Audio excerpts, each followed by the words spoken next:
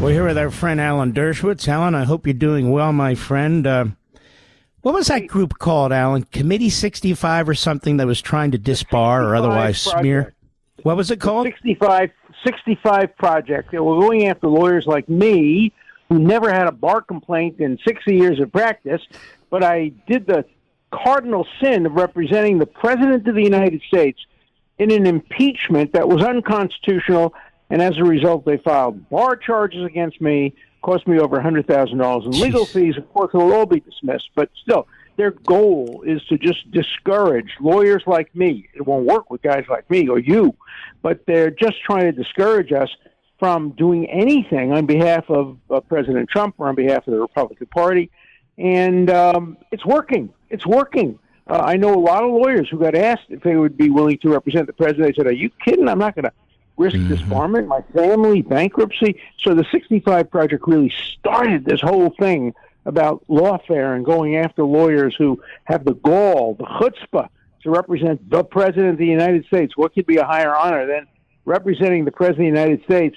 challenging the constitutionality of a partisan impeachment? I'm proud to have done it, but, you know, it's cost me a couple of bucks. Tell me, how many civil libertarians spoke out in your defense? If you count to one, you're one too many. Mm-hmm. Yeah. No, the civil libertarians... Yeah, no, the ACLU is the Anti-Civil Liberties Organization. Now, they're representing this thug, Khalil. Yeah, do you think they'd be representing him if he were a Klansman?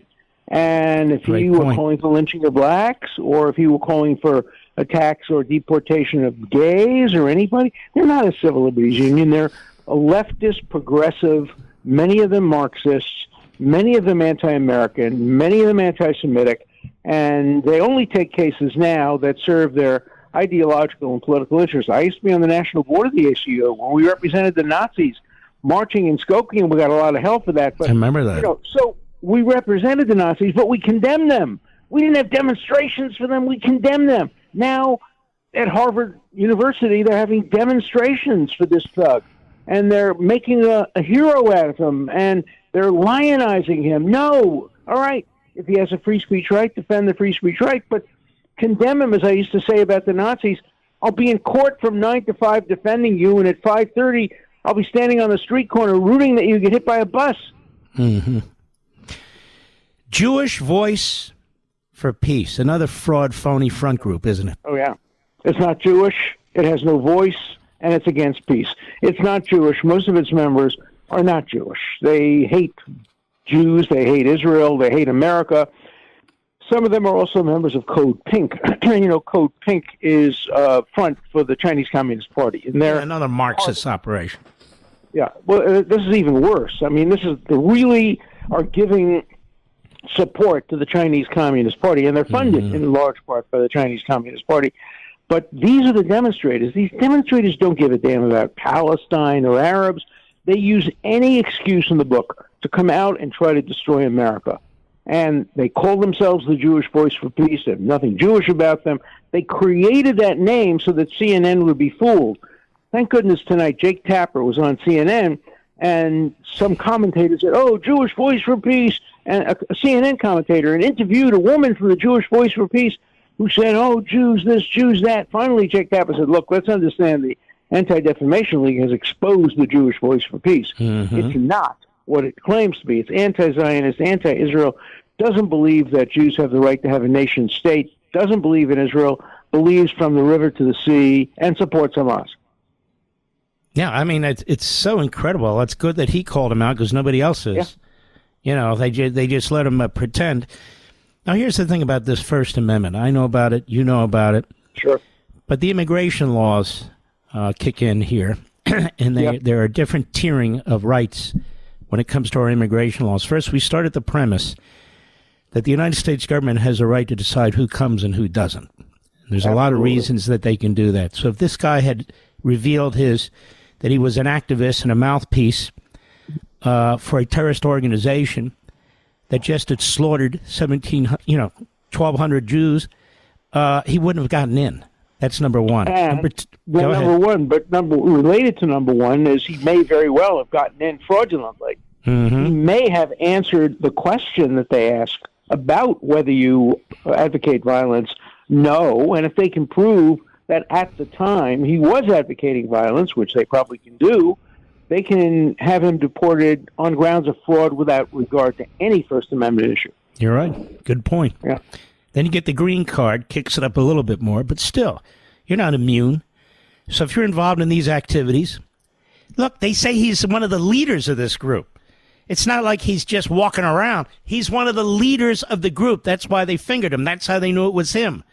And so if you're one of the leaders of the group, and the things that that group has said, and they're now quite public, is you want to overthrow the United States, but you're prepared to use violence and terrorism to do it. That's what that group stands for.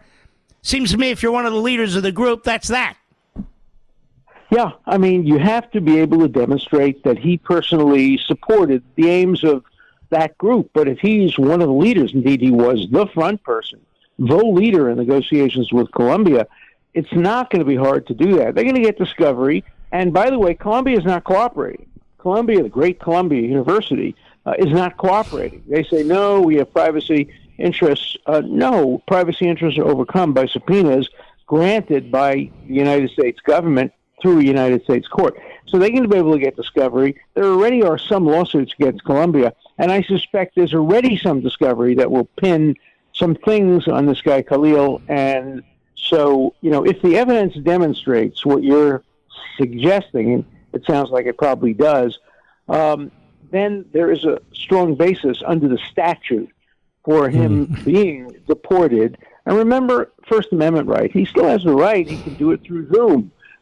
He can do it through other mechanisms. The question is, does he have a right to be in the United States of America as a green card holder? And if he came here through fraud, or if he engaged in any of the disqualifiable actions, if he just, engaged in free speech, if he just said from the river to the sea, all right, he would have a strong case. Alan Dershowitz, it would help if the press, for once in its damn life, would tell the truth. Here is AP. Demonstrators from a Jewish group filled the lobby of Trump Tower on Thursday to denounce the immigration arrest of Mahmoud Khalil, a pro-Palestinian activist. He's not a pro-Palestinian activist. No, of course not. He's a pro-Hamas activist.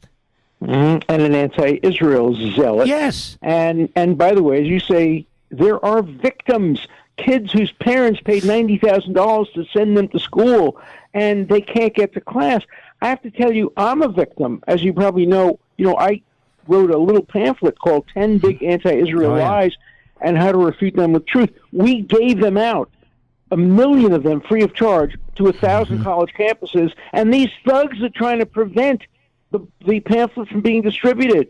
They come and they tear them up, they throw them in the gutter, they step on them. They're not interested in free speech. It's only free speech for me, but not for thee. They broke into a classroom. An Israeli professor was trying to teach a balanced course on the Israel-Palestine dispute, and these thugs broke into the class and prevented the teacher from going forward with the class. Now, 2 of them now have gotten expelled. There should be many more, and Colombia has to pass a rule, no masks. You have to have the Ku Klux Klan rule. Whatever you would ban the Ku Klux Klan for, you have to ban Hamas for. And the Ku Klux Klan couldn't come on campus wearing hoods over their heads to prevent identification, and these thugs should not be allowed to have masks on, which are designed to prevent the police from identifying them, especially since Colombia won't help identify them, and so they're getting away with criminal conduct. Among the protesters there was actress Deborah Winger, who has discussed her Jewish faith and upbringing over the years. She accused the Trump administration of having no interest in Jewish safety and co-opting anti-Semitism. What the hell does that mean? Trump has done more to fight anti-Semitism than any president in my lifetime. I don't know about you. No, in my lifetime, too, and I've spoken to him at length, including twice since he's been elected president, and both times he raised the issue of how do we stop this. This is a passion with him. He saw the 10 hostages recently, and you could see in his eyes the emotion, the idea that people claim he's using this just as an excuse. Nonsense. He's deeply committed to the survival and the thriving of Israel and to Jewish rights on college campuses, and I support him completely on that. I met with him not so long ago, and I said, look, I want to help you in any way I can in helping to promote pro-Israel attitudes on campuses to turn students away from anti-Americanism, because remember, these students are our future. In 20 years, they'll be in Congress. They'll be in the editorial room of the New York Times. And if you want to predict the future, you look at college students today and faculty, and it's very scary. What do you make of the fact, and bothers me a lot, we have the first Jewish Democrat leader in the Senate. I'm not aware that he's ever gone to Columbia University, not during these periods, that he's addressed and confronted what's taking place. I mean, we have the Speaker of the House does it, other people who are doing it and so forth. But he seems to be hiding. I'm just being honest with you, Alan. He's really putting on a very bad look here. I've known Chuck Schumer since he was a student at Harvard Law School. He's always been a coward. He's never had courage or guts. His votes are almost always determined by his own self-interest. Take, for example, how he voted on the Iran deal that was put forward by the Biden administration. He went to Biden, and he basically said, look, please don't make me vote for this deal because it'll hurt me in my reelection chances, but I'll vote for it if you need me. And so Biden finally counted the votes and said, we don't need you. So he was free. So then he announced, oh, my God, I'm the leader against this Iran deal. I'm Shomer Yisrael. His name is Schumer, which in Hebrew means the guardian of Israel. He's not a guardian of Israel. He's a guardian of his own political career. And if we have friends like that, I'm not sure we need enemies. And President Trump called him out on it the other day. Yeah, no. Now they're accusing Trump of anti-Semitism. Cracks me up. I mean, it's so ridiculous. Yeah. Here you got a guy who's supporting Hamas. They're treating like he's Martin Luther King Jr. And trying to wrap him the First Amendment. Here you have Schumer, who's a coward.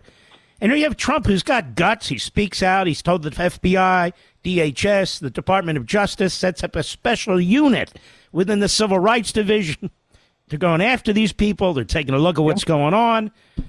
And he's an anti-Semite. That reminds me of when I criticized Wolf Blitzer, whose parents were in the Holocaust. I was called an anti-Semite.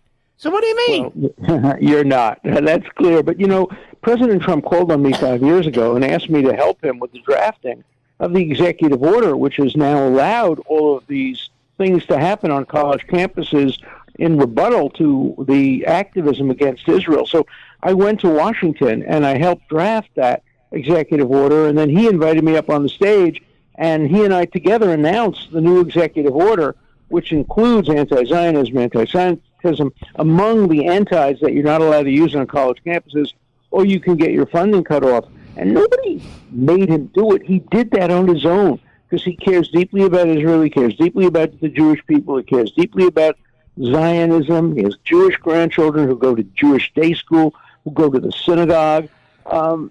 He is, for a non-Jew, he's as strongly supportive of Jewish values as any American in history. He just does not like bullies.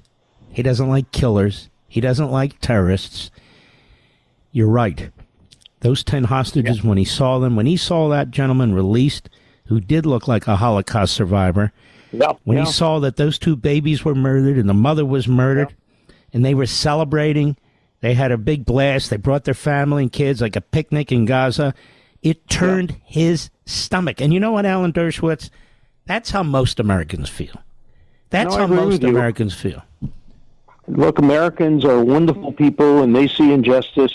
When the president, turned to these hostages and said, did anybody do anything kind to you the whole time you were there? Did they offer you a piece of bread?